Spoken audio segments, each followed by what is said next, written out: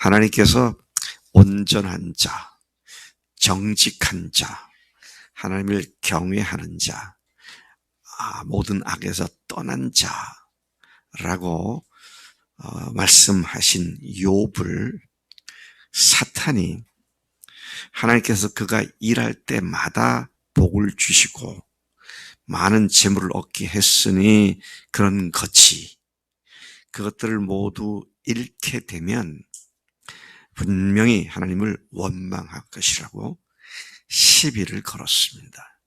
이 마귀란 놈이 하는 짓은 항상 하나님을 욕배이기 위해서 시비를 거는 그런 일을 하죠. 그러자 하나님께서 욥의 몸만 건드리지 말고 한번 그것들을 다 빼앗아 보라고 확신 있게 말씀하셨습니다. 참 놀라운 말씀입니다. 네가 마음대로 해봐. 몸만 건드리지 마. 정말 욥이 원망할 건지 안 할 건지 한번 해봐. 뭐라 그럴까요? 하나님의 도박이라 그럴까요? 하나님께서 이런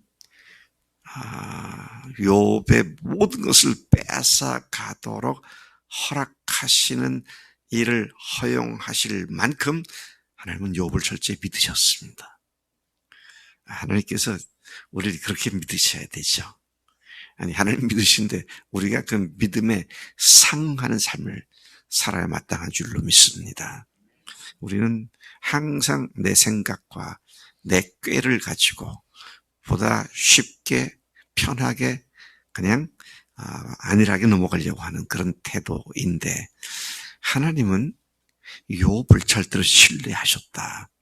욥이 하나님을 신뢰했다는 건 반드시 그래야 되잖아요. 인간이 하나님을 신뢰해야 되는 건 맞는데 하나님이 욥을 신뢰하셨다. 참 놀라운 하나님의 도박이다. 믿으시니까 이렇게 하실 수 있었죠. 13절부터 19절까지 보면 기가 막힌 비보가 계속 욥에게 들려왔습니다. 자녀와 재산이 그냥 하루아침에 다 없어져 버렸다고 하는 그런 엄청난 비극의 소식이 계속 들려온 것입니다. 욥의 10 자녀들이 맏아들 집에서 함께 음식을 먹고 포도주를 마시고 있을 때에 한 종이, 사환이, 한 종이 욥에게 소식을 전해서 왔습니다.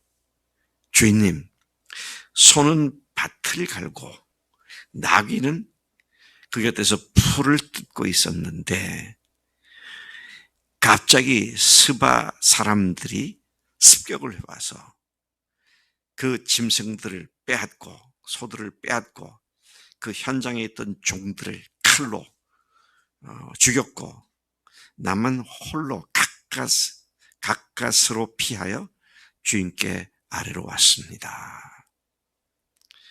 그러죠. 이러다 아닌 밤에 홍두깨, 마른 하늘의 날벼락, 그런 소식이었죠. 근데 그것만 해도 기절 초풍을 할 일인데 그게 시작일 뿐 전부가 아니었습니다. 16절에 보니까 그 종이 말을 다 마치기도 전에 또 한 사람이 와서 말을 합니다. 갑자기 불이 하늘에서 떨어져서 양과 종들을 살라버렸고 나만 홀로 피하여 주인께 아뢰기 위해 달려왔습니다. 그저 소식 전해줄 한 사람만 남기고 다 죽었다는 거잖아요. 자, 이와 같은 이야기가 들렸고 그야말로 마른 하늘의 날벼락이었습니다. 비보는 거기서 그치지 않고 계속됩니다. 17절에 보니까 그의 말이 채 끝나기도 전에 또 한 사람이 와서 소식을 전하는데 갈대아 사람 세 무리를 치어 갑자기 낙타에게 달려들어 그것들을 빼앗으며 칼로 종들을 죽였고 나만 홀로 피하여 주인께 말씀드리러 달려왔습니다. 그러나 지금까지 전해드린 이야기만 해도 기절할 것 같은 상황은 최악의 소식으로 소식 전해주는 이야기가 끝을 맺습니다. 18절 이하에 보니까 그가 아직 말하고 있는 동안에 또 한 사람이 와서 말했습니다. 주인의 자녀들이 그들의 맏형 집에서 음식을 먹고 포도주를 마시는데 갑자기 광야로부터 큰 광풍이 닥쳐서 집 내 모퉁이를 때려서 그 청년들, 즉 당신의 10 자녀들 위에 집이 무너져 내렸고 그들 모두가 죽었습니다. 그리고 나만 홀로 피해 주인께 알려드리려고 달려왔습니다. 그야말로 하루아침에 모든 걸 잃어버렸습니다. 여러분은 어떠실 것 같습니까? 으악, 내 인생 끝났다. 그리고 나도 가서 목맬지 모르겠어요. 자녀들 다 죽었죠. 재산 다 달아났죠. 다 없었죠. 이제는 그야말로 욥의 몸뚱아리 하나 남아있는 그런 지경에 빠져 있는 것이죠. 근데 참 놀라운 욥의 모습을 19절부터 22절이 기록을 해주고 있습니다. 견딜 수 없는 비보를 들은 욥의 반응을 참 놀랍게 말하고 있습니다. 하루아침에 그 모든 걸 잃어버렸다는 소식을 들은 욥이 일어나 땅에 엎드려 예배했다. 네, 물론 그 앞에 연결되어 있는 거 보면 그 겉옷을 찢고 머리털을 밀고 땅에 엎드려 예배했다. 한마디로 그 비보를 듣고 예배했다는 겁니다. 아이고, 우리 성민이는 그럴 수 있을 것 같아. 어떻게 이런 사람이 다 있을까? 그러니 하나님께서 그에게 도박을 하셨죠. 믿음을 가지고. 그 몸만 건드리지 말고 네가 다 해봐. 사탄한테 그렇게 허용하신 것이죠. 전설적인 얘기같이 들리죠. 현실적으로 있지 않은 비현실적 인물같이 느껴지는 그런 모습을 여기서 우리가 보게 됩니다. 하루아침에 그 모든 걸 잃어버렸다는 그 소식을 들은 욥이 겉옷을 찢고 머리털을 밀고 땅에 납작 엎드려서 예배했다. 이게 욥이었습니다. 그런 최악의 비극적 상황에서 즉각적으로 하나님을 예배했던 것이죠. 이건 거의 전자동 반사적으로 예배한 모습으로 이해가 됩니다. 어떻게 이것이 가능합니까? 참 신앙은 이것을 가능케 하는 줄로 믿습니다. 하나님을 의지하고 믿고 하나님께서 주시고 하나님께서 가져가시고 하는 모든 것이 하나님께 속해 있다는 하나님의 절대 주권, 이거는 sovereignty of God, sovereignty. 하나님의 절대 주권을 믿고 사는 사람은 그런 것들, 세상적인 것들의 있고 없음이 내 삶의 기쁨과 즐거움의 기준이 되지 않는다. 이 사실을 우리가 여기서 보게 되는 것입니다. 어떻게 이게 가능한가? 참 신앙이 이것을 가능하게 한다. 잘 보세요. 예수님도 그러셨어요. 오른밤을 치면 어떻게 하라?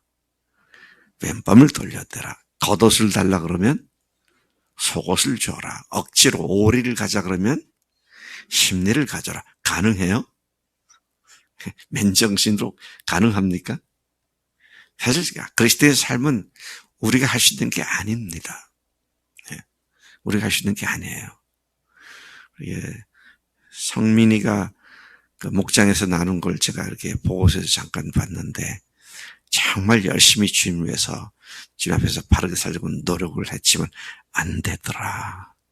그래서 회개했다고, 내가 하려고 했던 걸 뒤늦게 깨달았다고. 주님이 하실 일이지 내가 의지하고 주님께서 내 속에서 하실 일이지 맨정신으로 내가 똑똑해가지고 내가 의지가 굳고 결단력이 있어서 되는 것이 아니다는 것이죠. 그런 믿음과 결단력을 주시는 분이 하나님이시고 성령님이시기 때문에 그것이 가능하다는 것입니다. 우리는 죽으시고 부활하신 예수님을 전지전능하신 주님으로 고백한 사람들이고요. 하나님을 믿는 자들입니다. 그분의 절대 주권을 인정하고 모든 삶의 문제를 그분께서 온전히 주관하고 계심을 믿는 자들인 줄로 믿습니다. 그러니 좋은 일이든 나쁜 일이든 주님께 그 모든 것이 주관하에 있음을 믿는다면 anytime, anything is okay. 주님께서 하셨습니다. 그렇게 얘기를 하게 되는 것이죠. 욥의 고백에 다시 한번 귀를 기울여 보겠습니다. 내가 모태에서 알몸으로 나왔으니 또한 알몸이 그리로 돌아가올지라. 이거를 6글자로 뭐라고 말하죠? 공수래 공수거. 이게 여기 뭐라 디모데에게 쓴 편지에도 바울이 그렇게 말하고 있더라고요. 공수래 공수거다. 그렇게 말하고 있죠. 공수래 공수거라는 말이 있는 걸 보니 동양에서도 이런 사상은 널리 퍼져 있었지 않았나 그런 생각이 듭니다. 자, 주신 이도 여호와시고 거두시는 이도 여호와시고 여호와의 이름이 찬송을 받을 것입니다. 참 놀랍습니다. 우리가 계획하고 기도하고 했던 일이 안 되면 즉각 전 자동으로 나오는 반사가 원망이잖아요. 하나님 제게 이럴 수 있으세요? 하나님 두고 보십시다. 재미없어요. 이런 식의 태도가 자동적으로 튀어나오는데 어떻게 이런 주신 이도 하나님이시고 거둬가신 이도 하나님이시니 하나님께서만 영광을 받으실 분입니다. 그는 부와 귀가 하나님께로 말미암았고 뭇 사람을 높이고 낮추시는 것도 오직 하나님의 주권에 달린 것이라고 겸손히 고백을 했습니다. 어디서 들어본 말씀 아닌가요? 제가 들어본 기억이 좀 나십니까?